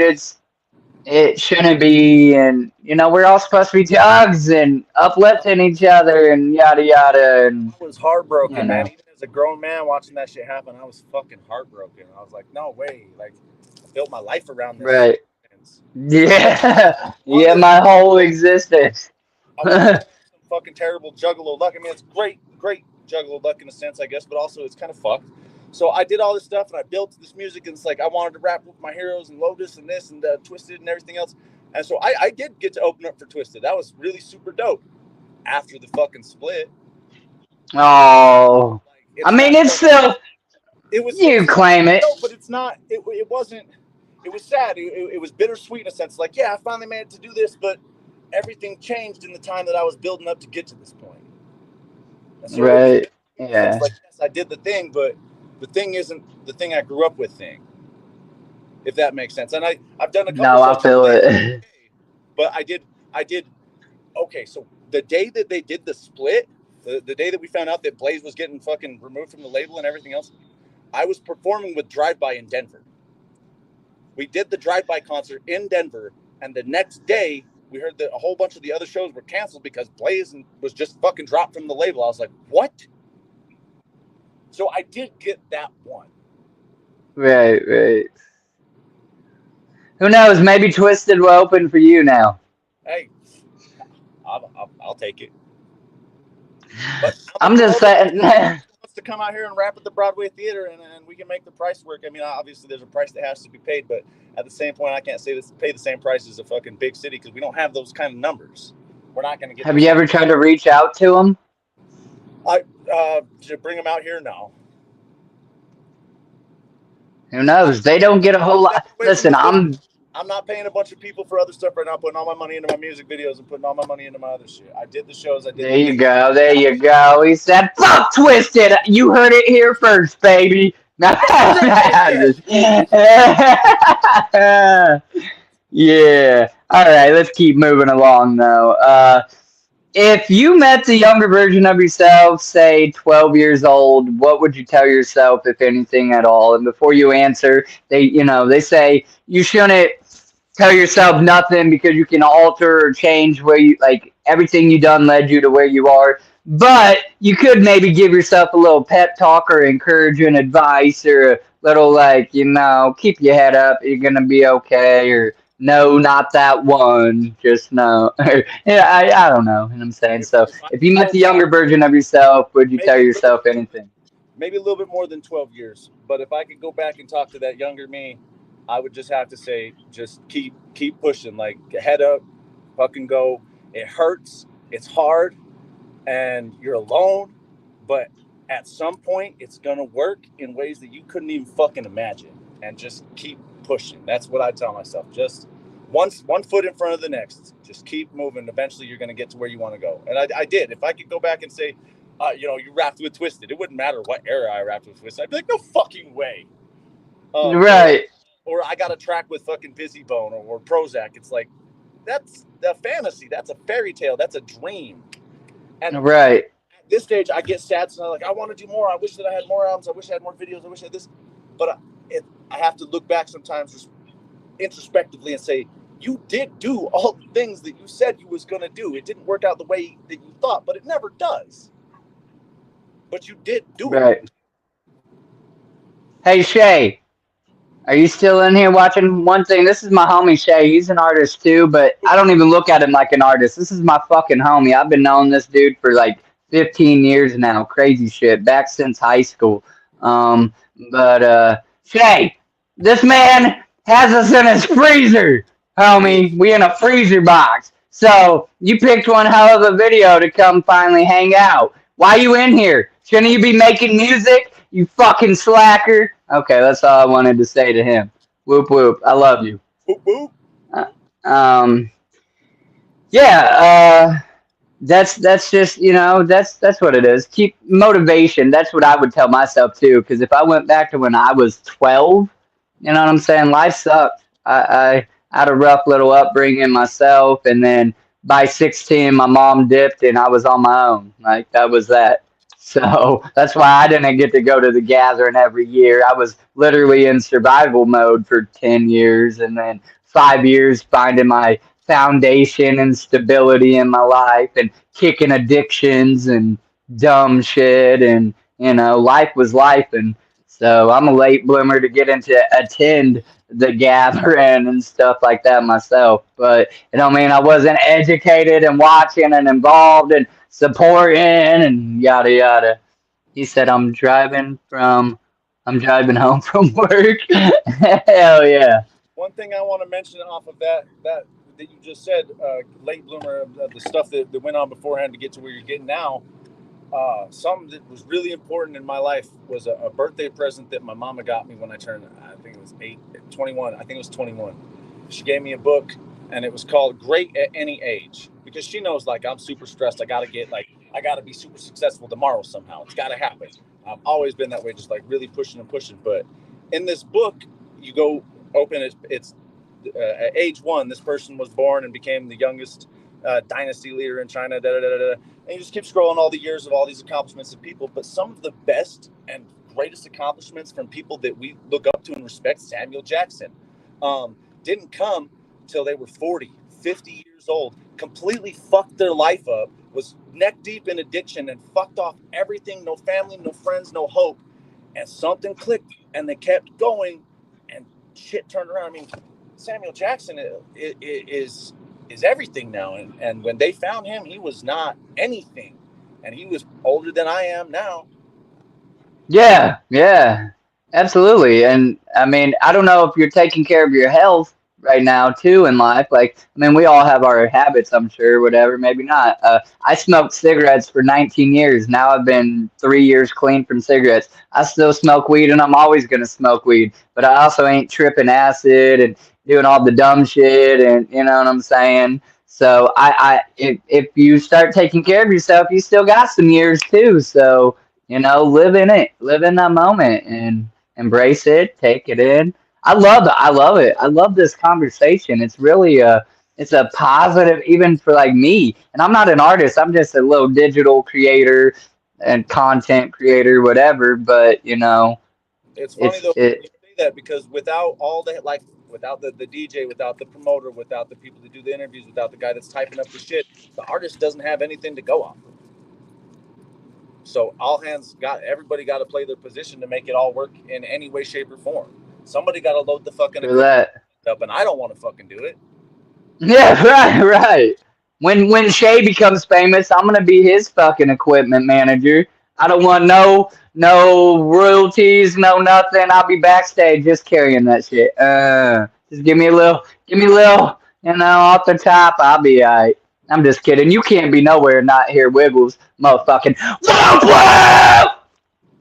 Just saying, but nah, that's great. I love it. When Uh, it comes to cigarettes, I just quit smoking cigarettes too, man. About 2 years now, 2.5 years now, and I gave that to my kids for a Christmas present. I couldn't really do much that year. I didn't have a lot of money to do anything, but they'd been on me about like wanting me to not die, like stick around a little bit right. longer. And I'd been smoking for Yep. 15, 16 years. Every picture you go at and find me at from beforehand, I had a cigarette in my fucking hand. It was just what it was. And I did quit. It was the hardest. So congrats to you on that, because that was the hardest fucking thing I ever quit. I mean, I quit cocaine cold turkey. Okay, I said that's I was seeing my Right. ribs and shit. I was like, oh, I gotta stop, and I just quit. But cigarettes, that shit took it out of me. I'm still not all the way Yeah, out of it. that's. My little crutch babe. You need to kick that too, buddy. That ain't no good for you. That popcorn lung and shit. And I know. listen, I'm not gonna be a hypocrite. I just smoked a lot more weed, and I got lucky. And then yes, I'm gonna call it lucky. I got sick, bro. Like the craziest congestion cold ever. And like I could not choke down a cigarette. I tried. I woke up one day and I would take the drag, and as soon as I went to inhale, boy, like it wasn't happening, and I would force myself to try to choke down that cigarette, And I'm like, nah, this is bullshit. Well, naturally, addiction's a bitch, bro. So in another hour, what am I doing? Trying to choke down another fucking cigarette. And that day went like that. The next day, me and my old lady had plans to go to the zoo. And they have the smoking areas, but you can't just smoke walking around. So I'm like, you know what? Maybe I'll just try not to smoke or whatever. On the way there, I tried. I got one cigarette halfway down, like, and it was hard. So when we were at the zoo, I didn't even. I'm like, fuck it. I'm not even gonna try. I had my little cart. You know what I'm saying? Hit that every now and again, but I didn't take cigarettes in with me. When I got out of the zoo, I did choke one down. The addiction won, whatever. Like it overrode, but then it was just that fight. So the next day, it was the same thing. I went home that night, you know, attempting to smoke. It wasn't working the best. And I woke up that next day and it was the same thing. I'm like, look, man, fuck this. It's not. And I just and then I'm like, I'm gonna have to smoke a lot of weed. And I even told myself that. And I smoked a lot of weed. I'm not. And That's one thing that helped me too. I had an ounce and a half of this kind of decent, but kind of like dry shit. And I was like, I don't know how to roll a blunt. I don't. And so I was like, during this time period of me not smoking cigarettes, the only way that I'll get any fucking nicotine in my body is if I get it from a blunt. And so I learned over the course of a week of quitting cigarettes how to roll blunts. And I can roll a mean blunt now, but that shit saved me he too. said, I'm purling them. That shit saved me because that And it's weird. It's not like it completely because like listen, when I smoked weed when I was a smoker, what do you like to do instantly after you get high? Smoke a cigarette. But then I'd be like, oh, I can't.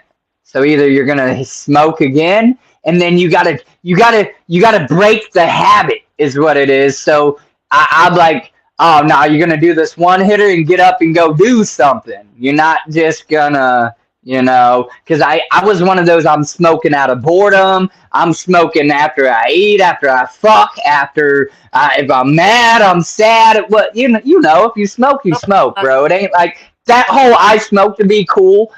That was never for me. And even if so, that's only at the beginning, and then people really get addicted because addiction's a bitch. that, like you were saying with that congestion shit though. So I would smoke. I'd wake up in the morning. I'd have to blow my nose and cough up the shit in my lungs every fucking day. And when I got sick, sick. I'd be laying in bed like damn near dying, couldn't breathe. Since I've quit smoking cigarettes, I've got none of those problems with the mucus. And when I wake up, there's no crispy crunch in my fucking lungs anymore. So even though I vape, Right. I know it's not 100%, but I can physically feel the fucking difference between one No, or two. I'm sure it's better. It's not smoke. You just still get a nicotine and water vapor, and the water vapor ain't good for your lungs either. The consumption of nicotine, I don't know. I mean, I will never beat nobody down if you go from smoking a pack or two packs of cigarettes a day to just smoking a vape. I feel that's better because you don't have all the extra additives that are in cigarettes. You don't have the rat poison and the Yep. sulfur and yada yada yada. And but once then, are you then addicted still to nicotine and smoking? I think I'm Uh, addicted to the movement. I'm ADHD as fuck. I'm so ADHD. I was diagnosed just this a couple years ago. So I've lived this way my whole life without being diagnosed. But when I was oh, I diagnosed, was at a young age. they diagnosed me with hyperactive ADHD and inattentive ADHD. So I have both forms of ADHD, and they fucking fight each other. But this having Hmm. something with my hand to keep me busy keeps me from grinding my teeth or fucking something like that. I Tapping there, don't get yeah. hardly. It's just the having something to preoccupy my mind and hands with. And that's these vapes help with that. You're right, bro. I would chew on straws and like put them in my hand, kind of like a cigarette for the first like 6 months or whatever, just to still have that habit of like hand to mouth, put it down, even though it looks stupid. And you know what You know I'm those saying? It the Pockies, the little yeah. sticks covered in chocolate. My kids bought me a whole bunch of those when I was quitting cigarettes and brought them to me. They're like, Dad, maybe this will help. And so when I wanted a cigarette, I would just put that chocolate, and I just nibble on it a little bit at a time, just nibble until it was gone. But then it broke the loop. It distracted me. I hard candy, bro. There was this local little town. It has a little like village. It's a shop canal town, and I would go get hard candy all the time. Suckers, Jolly Ranchers, Jawbreakers, yeah, whatever. Just pop in your mouth when you're craving or whatever. And the thing of it is, like, I don't really care for Red Hots or Cinnamons. But when I was quitting smoking, that shit that I didn't like, that bitter burn or mild, whatever you want to call it, that was kind of that same difference of, taking that deep drag when you're, Burn from the cigarettes going in. yeah. Yeah, no, Because I was a menthol smoker too. And worse too. God. yeah. So, yeah. That shit, but I I'm glad I'm over it. I'm not fully over it. You'll never beat, like, the addiction. You just learn how to control it better and handle it. But, like, I would be lying. Like, I don't think about it. That's not a lie. I don't like regularly think about, oh my God, I used to smoke and now I don't, because I think that's kind of toxic. It could help lapse you, if anything. But I'd be lying if I said I don't still have dreams. And the dreams are so real and vivid. And I wake up screaming mad, bro. Like, piss the fuck off. Because in the dream, it's so real. I'm walking up to a gas station, right to the counter, telling them I need a pack of Pall Mall Black Menthol 100s, and they're giving them to me, and I'm not stopping them from giving them to me. And in the dream, I know this. I'm not stopping them, and I grab them, and I'll go walk out that door and open it instantly and go to light that cigarette. And as soon as that drug hits the back of my throat, or that smoke, it is a drug, hits the back of my throat in that dream, I snap. Like, I that's when I wake up and I'm like, ah! Like, bro, I don't like that. That's what, and I think maybe that's also what keeps me grounded, because when I have those dreams, it's real. It's so real. And I'm like, no, like, you did not go this long now. And sure, to some people, 3 years ain't that long, but smoke for 19 years and tell me 3 years ain't that long. Look, 30 minutes on the first day that I quit was a long time. An hour was a long time. 2 days was a long fucking You got to take those micro, gains too. It doesn't start out with, oh, I've been fucking 3 years off cigarettes. No, it was, I went 24 hours. I went 72 hours. I went a week. Whoa, I might be able to really do this. People was laughing. I was like, as soon as I put that last one down, I was like, that's it. I'm done. I started posting. It was like 12 minutes, 30 minutes, 39 minutes, fucking 2 hours and 45 minutes. And people were like, man, this is ridiculous. You're going to update us I'm going to update you every time I have a fucking craving. That's what I'm going to do, because I don't give a shit what you think. I got to quit. And then it got to 2 weeks, 3 weeks. And I was like, holy shit, I fucking did it. And that was one. Well, that was the hardest. They say it takes. Go ahead. No, I accomplished all this cool shit in my life. I did this and I did this. I quit doing drugs. Like, I didn't have to go to rehab or get arrested. I just knew that it was enough and I quit. But I couldn't quit smoking cigarettes. And I felt like I didn't have control over me. And so how the fuck am I going to have control over my world if I don't have control over me? So I had to shut that shit down. Once it did, then it's like, I can do anything. If I could quit. They say it takes. So I keep cutting you off. I don't mean to. It just because it concedes what you're saying. They say it takes 7 days to break a habit or whatever. At least the actions of it to change your habit itself or whatever, and how you process things and how you handle things. And for a smoker, if we get mad, we smoke, or if we, so you gotta retrain yourself. So those micro breakdowns is doing what it's you doing what you're supposed to.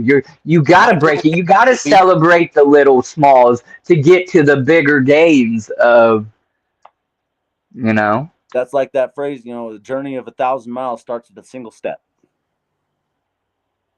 And it's just one step after another step after that. And, you keep stepping, you'll eventually make it 1,000 miles. Well, I'm glad that you made your journey too, to try to stop however it is, rather it be using a vape or not. I still consume smoke. and not cigarettes, but there for a while, you said, it's funny, you said you would smoke blunts, so you still got that little bit of nicotine. For the first 6, 7 months, nope, because that would have made me want, it would have been like cheating, and I think my body would have been then holding to that. Not, and I think that's a mind over matter. At that point, it's not enough to be a physical addiction like actual smoking a cigarette. But to me, I knew that there was that cheat, that technically there's still some nicotine within the wrap or leftover tobacco that usually gets mixed in a little bit with your bud or whatever the case is. So I would strictly only smoke like bowls or one hitters or papers, or you Because know you what I'm feel like you saying? got nicotine in you already, you might as well get the rest. Yeah. But yeah. All right, man. So back to you. I applaud your journey, and I can talk about that all day because I'm going through it. It will always be a journey. When I'm at 10 years without a cigarette, I'm gonna post that moment, and people can suck my dick. You know what Yeah. I'm saying? Fuck that. So. That's from hell. 10 years of 10 years of drinking ain't much an accomplishment. Right. Uh, okay.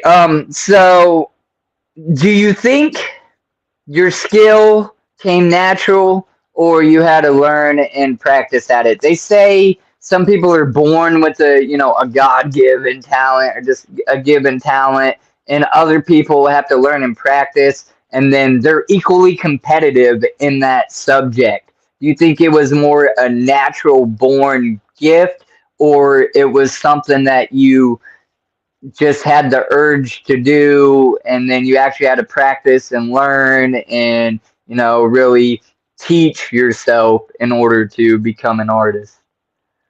I feel like I was born with the music inside of me, but if I didn't put forth all the massive amounts of effort to polish that, I would have never been able to bring it out.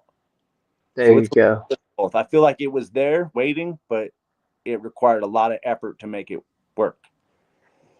Okay, yeah, yeah, absolutely. And And I'm learning earlier in this, constantly too, though. I'm constantly evolving, like looking at what other people are doing and what new things are coming out, new sounds, and trying to incorporate that. I don't want to stop learning. I don't want to get comfortable with where I'm at, because that's how you get stagnant and stale and you get left behind. So I'm always trying. man, I'm glad you said it, because normally I do. Like, I don't think nobody should be just like, oh, I'm good. I've maxed out. I know everything I need to know, because then you just look ignorant. You should always be learning. We always learn. No matter what we're doing, you should want to learn, get better at your craft, learn something different about it. The passion, if not, then where's the passion?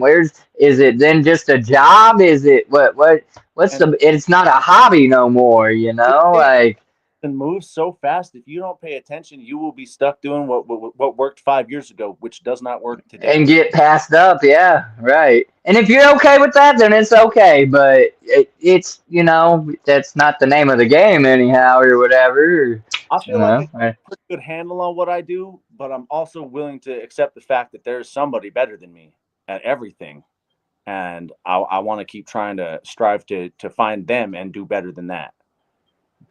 Okay. I don't want to surround myself with people that I'm better than ever. I want to surround myself where I want to be in a circle where I'm the least talented fucking person in the room, because then I mean, I don't know well about that, but I think my then circle I better be a can bunch be of encouraging people, not just yes men. You know what I'm saying? exactly.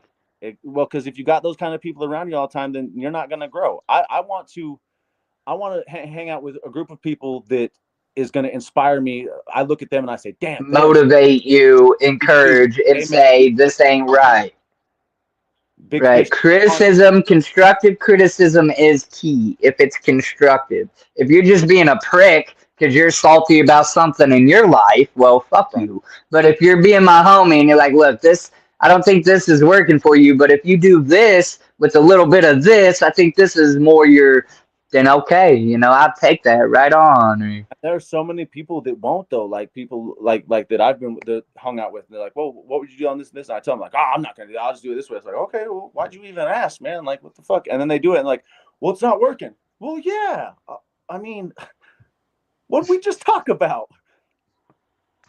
Right. Yeah, absolutely. People that All right, man. aren't willing to grow are just going to stay exactly where they are. Facts. Earlier in the stream, like way at the beginning, you actually kind of mentioned this, but I don't like to cut you off, and it all ties back together. I swear it wasn't planned, but I feel like these questions, they work, man. They all kind of run together, and the conversations lead to the next ones, and it's kind of cool how it's worked out. But at any rate, it's kind of like a two-part question. And again, you did mention this earlier, but maybe for some new people in here or whatever watching, the question goes as follows: who or what inspired your stage name, and do you have a logo that is identifiably yours, whether it's on a hat, a shirt, on a car, or whatever? So, kind of two parts there. Your name, how did you come up with it? Which I know the answer, Okay. and I think, and then do you have a logo for you that is, I have a couple. represents you? I have a couple logos actually, and I'll post these up under the video, or I'll share them with you too when it's done. But it just says Navarre. It's got the spirit, science, geometry, sacred geometry behind it, because I'm big into the esoteric way that everything works together, the energies and such. So I tried to incorporate that into my music a little bit. So I had 7 different logos designed for spirit science, sacred geometry, but I only ever got 2 of them completed before everything else fell apart. But my name, my name that I go by, my stage name and everything, was given to me by my mama when I was born. I just figured that it was a unique enough a name. Nobody's really rapping or performing by Navarre. I would just stick with that, which is kind of a double-edged sword, because I didn't get to have an alter ego. So some people, when they go from their real life, they get on stage and they become somebody else when they're doing that, and they get off stage, go home, and they get to be themselves again. I kind of screwed myself because I go by Navarre in everything that I do. So now my music, my real life, everything is so intertwined together. I don't get that mental escape Let me to somebody else. Let me tell you an optimistic standpoint on that though, bro. So, listen, you see this? This says Wiggles, right? That's me. That's who I am. That's my juggalo name, but that's who I am. Like anybody that at least in this scene that knows me, and even in real life, either knows me as Wiggles or Dreadlockjuggalo. When they say my regular name though, it's weird. um, I think I get what you're saying, but I don't think it's too terrible to be you in that aspect. If you're the same person, no matter what you do on stage, on camera, and in real life, then the message, the whole point is still there. Now, And it's I still get like authentic. maybe Everything that I do from right. Navarre is authentic. Now I get if you for you just want that whole like fantasy mind play, and it's not a fantasy. I'm not saying that bad because listen, I get hype. Don't get it twisted. When I'm at a Juggalo concert, a Juggalo event, or something, and enough people know me, and they're Wiggles. That's an energy. That's something that you can't explain. When I announced Cartoon Bondurant and Enoch X Mortis, aka Siamese Goat God, in Cold Blooded for the Ouija Max show on stage, and adrenaline ran through my freaking body. You know what I'm saying? There's something about that. So I'm not trying to take away from it, but I think if you're your authentic self, everything is natural, then you didn't mess up, bro. You just made it where no matter what, there's only one Navarre, you know what I'm saying? You Exactly. search that up, it's coming to you. It ain't going to this. There ain't no chance that some side nickname, I because like how many people call themselves, Big Mac, or just with what the all of the fuck people ever? with all the people that I've worked with in the music throughout the different states that have come and gone. The circles get smaller and smaller the further up you get into the game, it seems like. So whenever somebody in the rap circles is talking about they did a show with Navarre, and somebody that's done a show with me before, they hear that name like, wait, Navarre, like the white guy from Wyoming? It's like, what other fucking No, Navarre? there ain't, right? That See, I did try. I did have a name before. I was gonna go by Razor for various reasons I won't get into right now, but it wasn't unique. And there was a million Razor Blade, Razor Wire, Razor people all out there. So I just turned it into Razor Records, which was going to be my record label back when I was trying to do that. And I mean, it still exists. It's still the name. It's still the brand. But I mean, it's just me, kind of wrapping on my own label. hey, and to say it's not to say you can't still have a freaking. You're an artist making albums and stories. Rather, you are literally basing them off of your realities in real life, or you're just creating some shit to create a tune that somebody would. So you can still create an alter ego, not ego, but you know what I'm saying, like character that then you also portray. And if people start to know it and like that album or song or character, then you can dress up as that person every now and again at your shows or album covers, or you know what I'm saying? We're fucking clowns, bro. We wear face paint today, a mask tomorrow, and my ugly ass mug every other day. Like It's on the same topic, I promise. You know who Liquid Assassin is? Who is it? Liquid Assassin. Liquid Assassin. I've heard the name. Okay, he was way back with Grave Plot. But that's my homie. We've done a bunch of stuff together. But he put out an album, Catfish Jones or something like that. A totally different, like, it was not anything that anybody expected.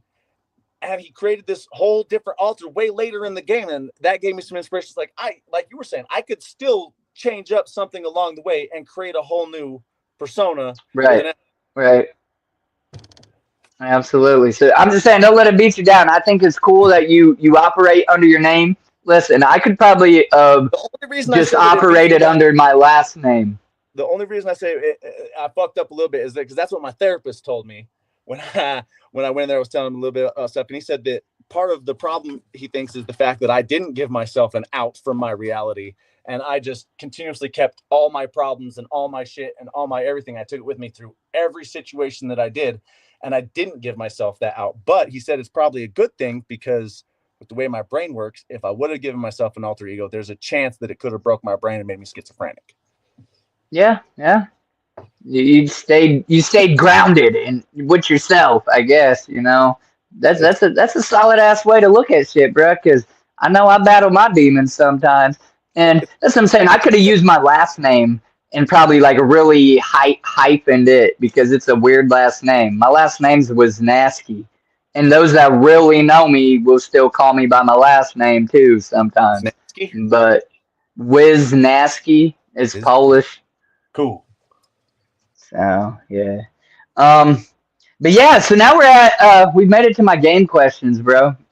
It's just an assortment of either ors. This lasts about 10 minutes, give or take. Cool, that's about what time I got left, yeah.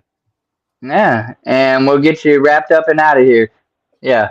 My nicotine stick while you're in the freezer. I'll get my shit. Yeah, I promise. But no, I won't ever fake the funk either. Like, I'll put you in the freezer and I'll be like, hey, listen, I will never forget you. I don't even care if I ever listen to another one of your songs. I will never forget this fucking interview. So forever. Nobody put me in no fucking freezer. Is your phone what kind of phone you got, bruh? It's an iPhone. And it's overheating?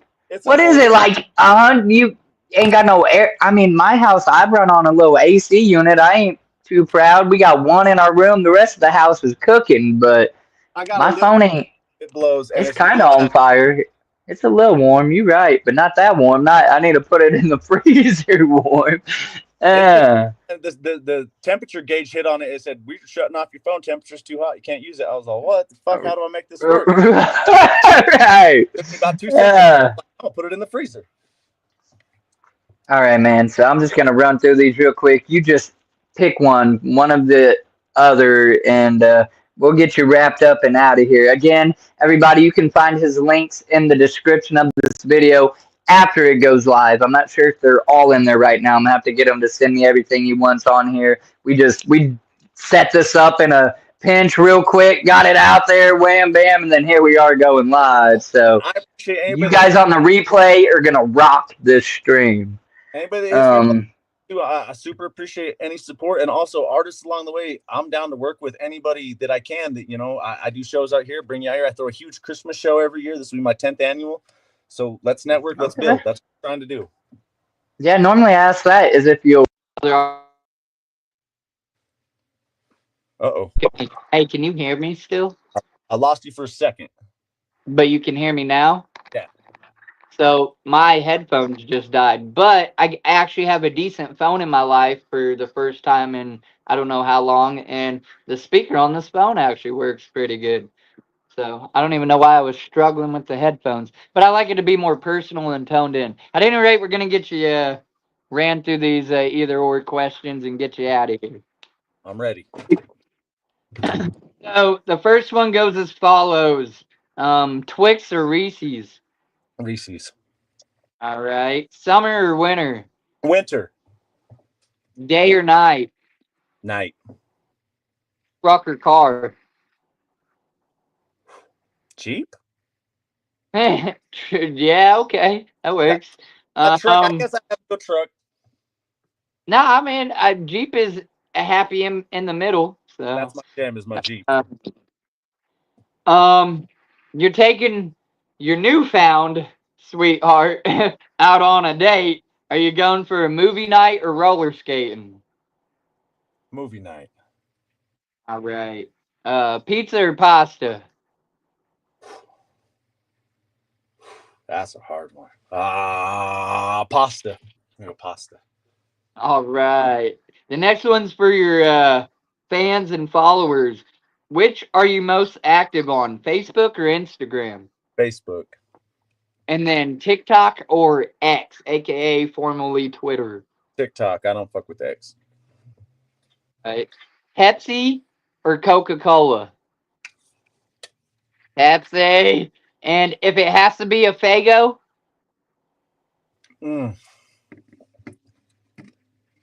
Rock and Rye or the cotton candy. Okay, I'm with it. I like that cotton candy. That blue blue summer jam thing that they had too was really good. Yeah. I had Blue Raz the first time last year. That was okay too. I think it was called Bagel Firework or some shit. That's the one I'm like, yeah, that was a jam. Yeah, that's one of my go-tos, man. Like the firework, and then like for a treat, I like the apple, and the Dreamin's okay on some ice cream, but it's a little rich for my blood. I was gonna say and the soda or the rock and the red cream soda too on ice cream is fantastic. oh, all right, I'll take your word for it. Pie or cake? Cake all day. All right, you're forced. You can't say no. You have to pick one. You're forced to either make a 3-mile walk in the rain or a 5-mile walk in the desert, provided water and a couple shade spots so you don't dehydrate. Take the desert. Oh, I need some kind of like buzzer. Hold on, let's see. Do I have any kind of any sound? Do I got to clap? I got some weird dance pop music I can play in the background briefly. Hold up, let's see.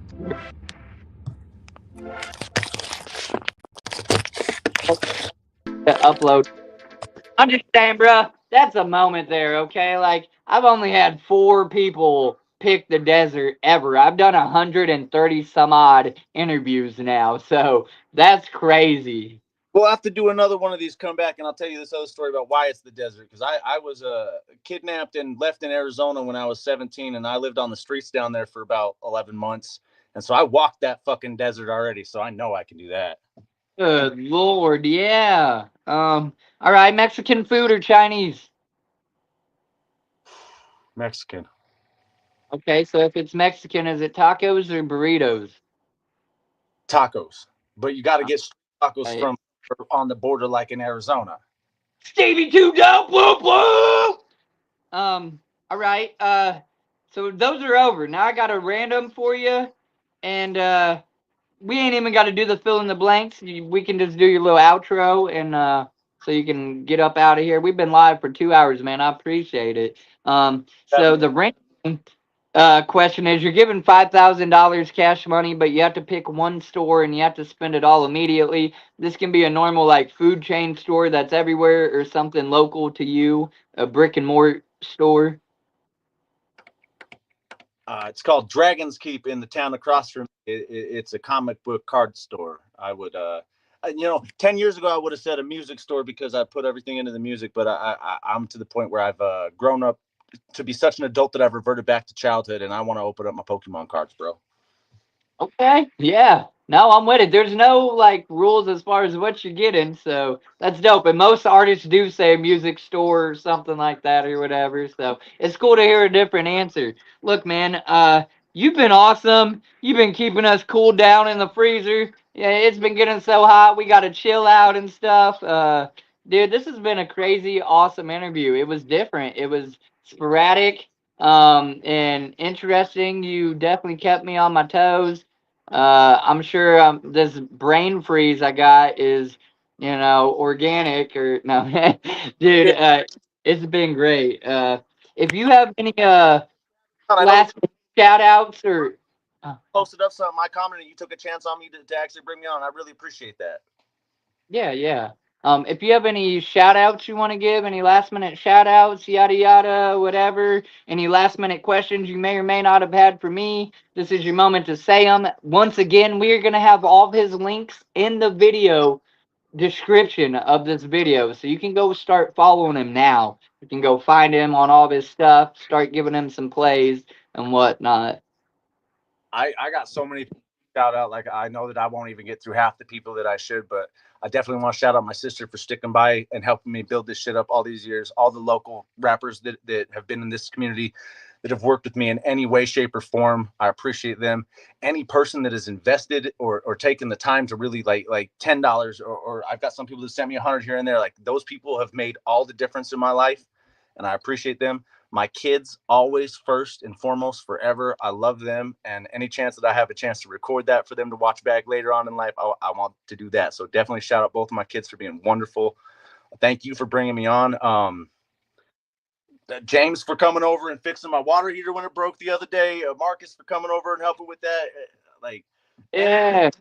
time in my personal life to help me to progress to get to this point. Michelle, I just appreciate everybody that's taken a chance on me and stuck by me, especially through my fucking hard parts in the past few years. Like, it was rough for me, and it looked like I was gonna fade out. But people that stuck by me, I'm gonna make sure I remember every one of them. Absolutely, man. I end my streams the same way every time, and that's not going to change. So I'm going to end this by saying, tell somebody you love them.